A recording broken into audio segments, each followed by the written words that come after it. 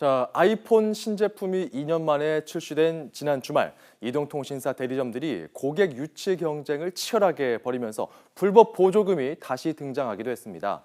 이런 가운데 삼성전자가 갤럭시 노트 7 추가 보상 방안을 내놨습니다. 과열된 스마트폰 시장, 어떤 방향으로 흘러가게 될까요? 경제부 박소정 기자와 함께 알아보도록 하겠습니다. 자, 우선 새로 나온 이 아이폰 7 인기가 꽤 많은 것 같은데요. 네. 좀 많이 팔린 것 같습니다. 현재로서 얼마나 팔린 겁니까? 네, 아이폰 7이 세계 시장에 출시된 지가 지난달 16일이었는데요. 현재까지 2천만 대가 세계에 유통된 것으로 추산이 됩니다. 예. 그러면 국내 시장을 한번 살펴보겠습니다. 아이폰 7이 국내에 출시된 건 지난 21일이었습니다. 지난 금요일과 토요일 이틀 동안 개통된 아이폰은 20만 대 정도로 갤럭시 노트 7이 금, 토일, 사흘 동안 20만 대를 팔렸던 것과 비교를 하면 조금 더 높은 수치로 보입니다. 아이폰 출시 직전에 이 통사 간 번호 이동은 하루에 15,000건 정도였는데요. 출시 후에는 이틀 동안 6만 건을 넘었습니다. 이 통사들이 그만큼 공격적인 마케팅을 펼쳤기 때문입니다. 통신사들이 아이폰 7 개통 행사와 더불어 다양한 이벤트를 준비하고 있는데요. 1년 후에 기존에 사용하시던 그 아이폰을 반납하고 새로운 아이폰을 교체할 수 있는 기기 변경 프로그램이라든지 다양한 혜택으로 아이폰 구매 고객들에게 혜택을 주려고 노력하고 있습니다. 하지만 예상했던 것과 달리 노트 7의 단종 반사 효과는 크지는 않았다는 평가가 나옵니다. 20만 명 대부분이 애플 충성 고객들이고 노트 7에서 갈아타는 고객은 생각보다 많지 않았다는 게 이 통사 관계자들의 얘기입니다. 그렇군요. 이렇게 이동통신사 간의 경쟁이 과열되면서 불법 보조금이 또다시 등장했다. 이런 얘기도 많이 나오더라고요. 네, 그렇습니다. 통신사들이 각종 마케팅과 더불어서 대리점에 주는 판매 수수료를 평소보다 높게 책정해서 고객 확보에 열을 올리고 있습니다. 휴대전화 판매 집단 상가나 온라인 커뮤니티에서는 불법 보조금을 주는 모습들이 나타나고 있습니다.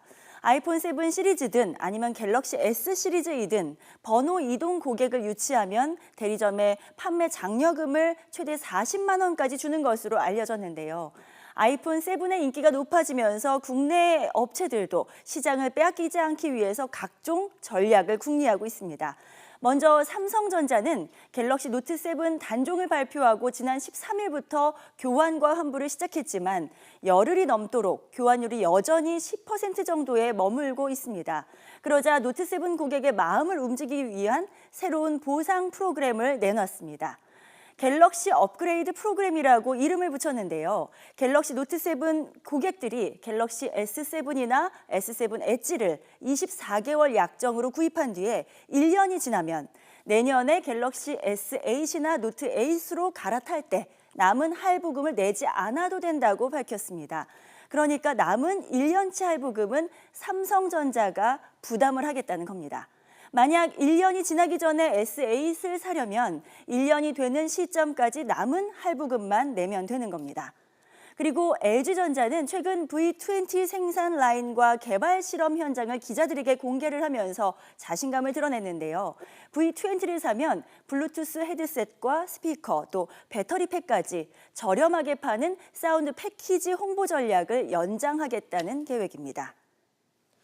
네, 참 업체 간 경쟁이 치열한데 네. 이런 상황에서 아이폰도 발화 사고가 잇따르고 있다. 이런 보도가 나오더라고요. 그렇습니다. 이게 스마트폰 시장에 얼마나 영향을 줄지 이것도 참 궁금합니다. 네, 노트 7뿐 아니라 아이폰 7도 해외에서 배터리 발화 사고가 잇따랐다는 언론 보도가 이어지고 있습니다. 그렇죠. 그러면 한번 살펴보겠습니다. 네, 현재까지 언론 보도로 알려진 아이폰 발화 사고는 3건입니다. 먼저 보도가 나온 건 미국이었습니다. 그래픽으로 함께 보시겠습니다. 미국에서는 지난달 28일 미국 텍사스에서 한 소비자가 발화된 아이폰 7 사진을 올렸는데요. 상자에 들어있던 아이폰 7이 폭발했다고 말했습니다. 그리고 지난 12일에는 중국 허난성에서 아이폰 7을 동영상으로 보고 있었는데 펑소리와 함께 폭발했다는 보도가 나왔고 또 지난 20일에는 호주에서 차 안에 있던 아이폰 7이 발화해서 같이 둔 바지가 완전히 타버렸다는 보도도 나왔습니다. 아이폰 배터리 역시 리튬이온 배터리를 쓰는데요. 전작과 두께는 같으면서 배터리의 용량은 늘렸습니다. 배터리를 만드는 과정에서 이 발화 가능성이 커진 것 아니냐는 그런 의문이 제기됩니다.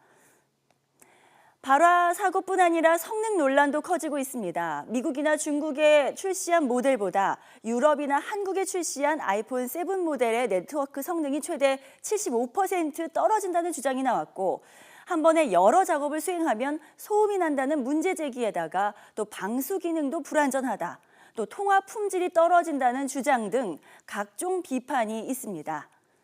네, 이런 가운데 삼성전자는 내년 2월에 출시 예정인 갤럭시 S8 개발에 박차를 가하고 있는데요.